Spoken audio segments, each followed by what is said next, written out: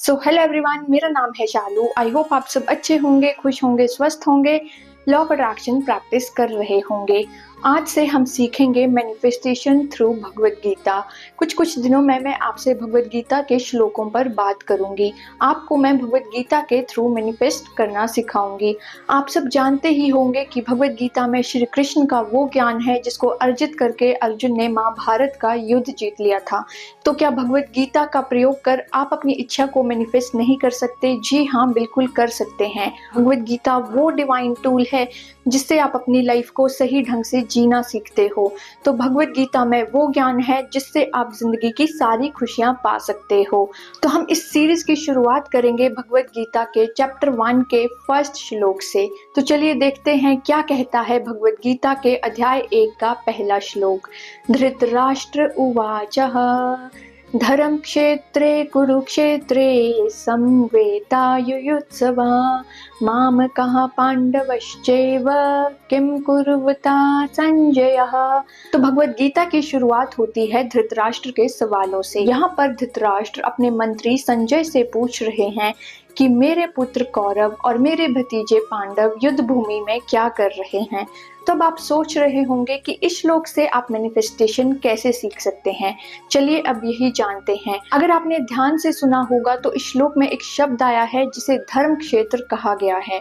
जी हाँ, कुरुक्षेत्र को यहाँ पर धर्म क्षेत्र कहा गया है।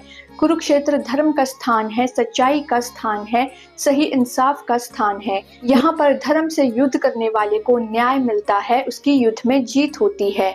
तो आपका मन भी एक बैटलफील्ड है जहाँ पर दिन भर पॉजिटिव और नेगेटिव थॉट्स चले रहते हैं, और ज़्यादातर तो I know negative he thoughts आते होंगे। तो आपको अपने मन को धर्म क्षेत्र बनाना होगा, और जब आपका मन धर्म क्षेत्र बन जाएगा तो आप अपनी किसी भी इच्छा को मैनिफेस्ट कर सकते हैं।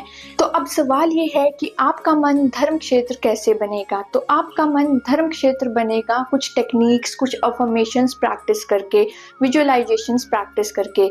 आपको अपने मन को सिर्फ पॉजिटिव विचारों से भर देना है, आपको अपनी ब्लेसिंग्स को काउंट करना है, आपको ग्रेटिट्यूड प्रैक्टिस करना है।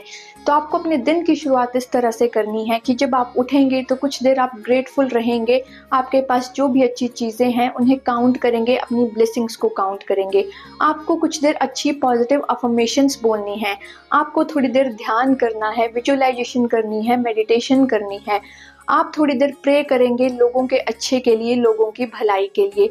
तो ये सब प्रैक्टिस करते हुए होगा क्या कि आपके मन में सिर्फ पॉजिटिव विचार आएंगे। नेगेटिव विचार जैसे कि डाउट, एंजाइटी, कंफ्यूजन, ये सब खत्म होने लगेंगे। और जब ये सब खत्म होंगे तभी आप अपनी किसी भी इच्छा को मैनिफेस्ट कर पाएंगे, क्योंकि नेगेटिविटी आपकी किसी भी इच्छा को बिल्कुल भी मैनिफेस्ट नहीं होने देती है। क्योंकि नेगेटिविटी से आप यूनिवर्स को एक डाउट का, कंफ्यूजन का मैसेज भेजते हैं, क्लैरिटी का मैसेज नहीं भेज पाते।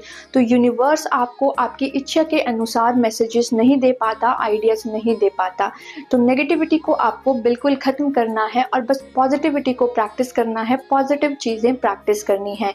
जो मैंने आपको बताया है आप वो सब प्रैक्टिस कर सकते हैं। आप सुबह ही नहीं, दिन में जब भी टाइम लगे इन चीज़ों को प्रैक्टिस कीजिए। अपने साथ अच्छा बोलिए, सेल्फ टॉक कीजिए, शीशे के सामने खड़े होकर खुद से कुछ अच्छी बातें कीजिए, दूसरों के लिए अच्छा बोलिए, नेचर के साथ थोड़ा टाइम स्पेंड कीजिए।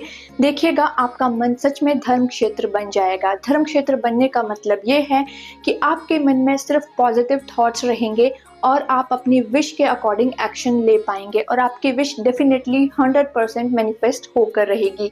तो जाने से पहले आपको इस श्लोक से रिलेटेड एक अफर्मेशन देती हूँ। आप इसे हर दिन प्रैक्टिस कर सकते हैं और आपके थॉट्स पॉजिटिव होने लगेंगे। मेरा मन एक धर्म क्षेत्र है जहाँ पर सिर्फ पॉजिटिव और अच्छे थॉट्स रहते हैं। मैं लोगों के लिए अच्छा सोचता हूँ, अपने लिए अच्छा सोचता हूँ, लोगों को ब्लेसिंग्स देता हूँ, अपने लिए ब्लेस फील करता हूँ।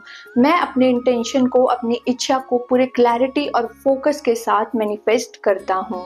आप इस अफर्मेशन को प्रैक्टिस करते रहिए, जब भी आपको टाइम मिले इस अफर्मेशन को बोलते रहिए।